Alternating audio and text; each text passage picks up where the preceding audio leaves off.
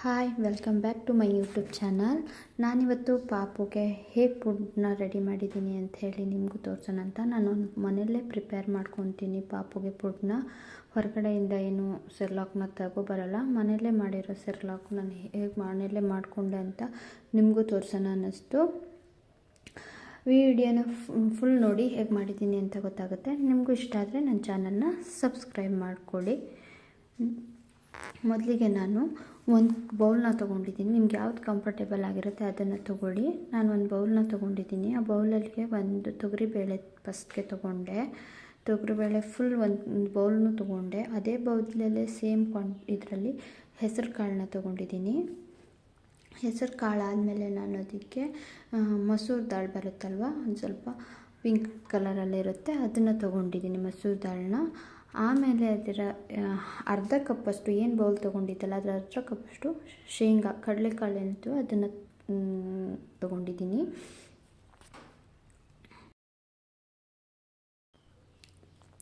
ಅದಾದಮೇಲೆ ನಾನು ಅದಕ್ಕೆ ರೈಸ್ನ ತೊಗೊಂಡಿದ್ದೀನಿ, ಅಕ್ಕಿಯನ್ನು ಎಷ್ಟು ಕ್ವಾಂಟಿಟಿ ತೊಗೊಂಡೆ ಅದೇ ಸೇಮ್ ಬೌಲಲ್ಲಿ ನಾನು ಅದನ್ನು 4 ಕ್ವಾಂಟಿಟಿ ತೊಗೊಂಡಿದ್ದೀನಿ. ಯಾಕಂದರೆ ಪಾಪು 9 ಮಂತ್ಸ್ ಆಗಿದೆ, ಸ್ವಲ್ಪ ಅದನ್ನು ರೈಸ್ ಜಾಸ್ತಿ ಇರಲಿ ಅಂತ ಅಕ್ಕಿನ ನಾನು ಸ್ವಲ್ಪ ಜಾಸ್ತಿ ತೊಗೊಂಡೆ. ಅದಾದಮೇಲೆ ಅರ್ಧ ಬೌಲಷ್ಟು ಗೋಡಂಬಿ ತೊಗೊಂಡಿದ್ದೀನಿ. ಗೋಡಂಬಿ ಜೊತೆಗೆ ಬಾದಾಮಿನೂ ಕೂಡ ಅಷ್ಟೇ ಕ್ವಾಂಟಿಟಿ ತೊಗೊಂಡೆ, ಅಷ್ಟು ತೊಗೊಂಡಿದ್ದೀನಿ. ಆಮೇಲೆ ಅದಕ್ಕೆ ವಾಲ್ನಟ್ಸ್ನ ತೊಗೊಂಡೆ.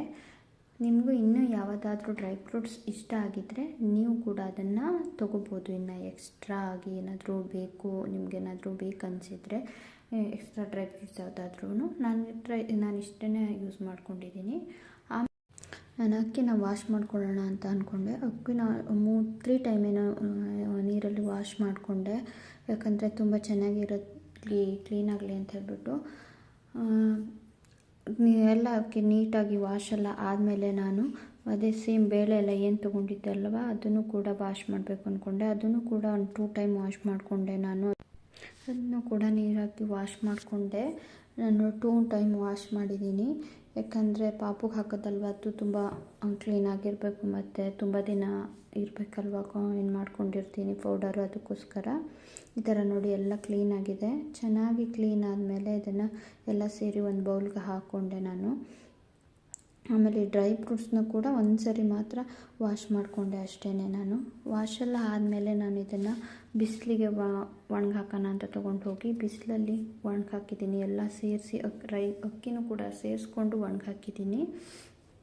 ಬಿಸಿಲಿಗೆ 1 ಡೇ ಒಣಗಿದ ಮೇಲೆ ನೋಡಿ ಈ ಥರ ಆಗಿದೆ. ಎಲ್ಲ ಚೆನ್ನಾಗಿ ವಾಶ್ ಆಗಿರೋದು ಎಲ್ಲ ಒಣಗಿದೆಯಾ ಇಲ್ವಾ ಅಂತ ಫಸ್ಟ್ ನೋಡ್ಕೋಬೇಕು. ಕೆಲವೊಂದು ಸರಿ ಒಣಗೋದಿಲ್ಲ ಬೇಳೆಗೆಲ್ಲನೂ. ಈ ಥರ ಒಣಗಿದ್ರೆ ತುಂಬ ಚೆನ್ನಾಗಿರುತ್ತೆ ಕೂಡ, ಪಾಪುಗೆ ಫುಡ್ ಮಾಡೋಕ್ಕೆ ತುಂಬ ದಿನ ಕೂಡ ಇರುತ್ತೆ. ಆಮೇಲೆ ನಾನು ಅದಕ್ಕೆ ಎಕ್ಸ್ಟ್ರಾ ಒಂದು ಸ್ವಲ್ಪ ಹುರ್ಕೊಳ್ಳೋಕ್ಕೆ ಅಂತ ಹಾಕೊಳ್ಳೋ ಐಟಮಲ್ಲಿ ಹಾಕಿದ್ದೀನಿ. ಬಜೆ ಹಾಕ್ಕೊಂಡಿದ್ದೀನಿ, ಓಮ್ ಕಾಳು ಬರುತ್ತಲ್ವ ಓಮ್ ಕಾಳು ಹಾಕಿದ್ದೀನಿ, ಜಾಯಿಕಾಯಿ ಮತ್ತು ಜೀರಿಗೆನ ಹಾಕ್ಕೊಂಡಿದ್ದೀನಿ. ಅದು ಪಾಪುಗೆ ಡೈಜೆಷನ್ ಚೆನ್ನಾಗಾಗಲಿ ಅಂತ ಹೇಳಿ ನಾನು ಅದೆಷ್ಟು ಐಟಮ್ನ ಹಾಕ್ಕೊಂಡಿದ್ದೀನಿ. ನೀವು ಬೇಕಾದರೆ ಹಾಕ್ಕೊಳ್ಳಿ, ಇಲ್ಲಾಂದರೆ ಅದನ್ನ ಬೇಡ ಅಂದರೆ ಸ್ಕಿಪ್ ಮಾಡ್ಕೋಬೋದು.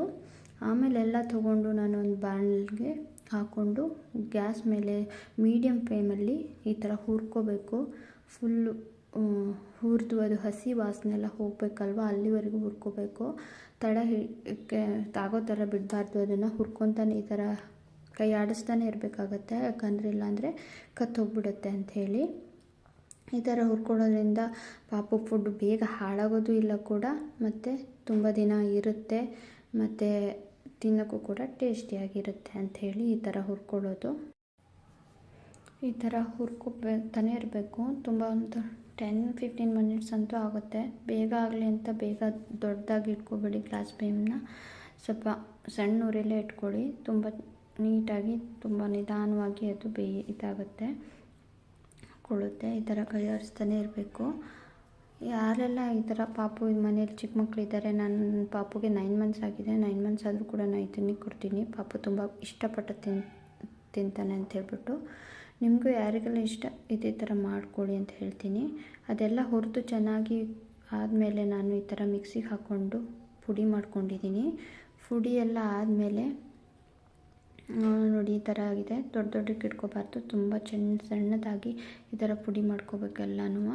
ಪುಡಿ ಆದಮೇಲೆ ನೋಡಿ ನಾನು ಇದನ್ನು ಹಾಗೆ ಗಾಳಿಗೆ ಸ್ವಲ್ಪ ತಣಿಯಕ್ಕೆ ಬಿಟ್ಟಿದೆ. ತಣ್ಣೆಲ್ಲ ಆದಮೇಲೆ ನಾನೊಂದು ಸ್ಟೀಲ್ ಡಬ್ಬಗೆ ಕವರಲ್ಲಿ ಹಾಕಿ ಅದನ್ನು ಇಟ್ಕೊಂಡಿದ್ದೀನಿ ನೀಟಾಗಿ, ಯಾಕಂದರೆ ಹಾಳಾಗಬಾರ್ದು ಬೇಗ ಅಂಥೇಳಿ. ಅದಾದಮೇಲೆ ಪಾಪುಗೆ ಫುಡ್ ಹೇಗೆ ರೆಡಿ ಮಾಡ್ತೀನಿ ಅಂದರೆ, ಈ ಥರ ನೀರನ್ನ ಸ್ವಲ್ಪ ಹಾಕ್ಕೊಂಡು ಅದನ್ನು ಸ್ವಲ್ಪ ಬಿಸಿ ಆಗ್ತಿದ್ದಂಗೆ ಅದಕ್ಕೆ 1 ಸ್ಪೂನ್ನ ಅದೇನು ಪೌಡರ್ ಮಾಡಿಟ್ಕೊಂಡಿದ್ದೆ ಸೆರ್ಲಾಕ್ನ, ಅದನ್ನು ಹಾಕಿ ಮಿಕ್ಸ್ ಮಾಡ್ಕೊತಾ ಇದ್ದೀನಿ. ನೋಡಿ ಈ ಥರ ಎಲ್ಲ ಮಿಕ್ಸ್ ಆಗಿದೆ. ಗಂಟು ಆಗಬಾರ್ದು ಅದು, ಯಾಕಂದರೆ ಪಾಪು ತಿನ್ನೋದಲ್ವ, ಅದಕ್ಕೆ ಚೆನ್ನಾಗಾಗಲ್ಲ ಅಂತ. ಈ ಥರ ತಿರುಗಿಸ್ತಾನೆ ಇರಬೇಕು. ತಿರುಗಿಸ್ತಾನೆ ಇದ್ದಾಗ ಈ ಥರ ಚೆನ್ನಾಗಾಗುತ್ತೆ, ಎಲ್ಲೂ ಉಂಡೆ ಥರ ಗಂಟು ಆಗೋದಿಲ್ಲ.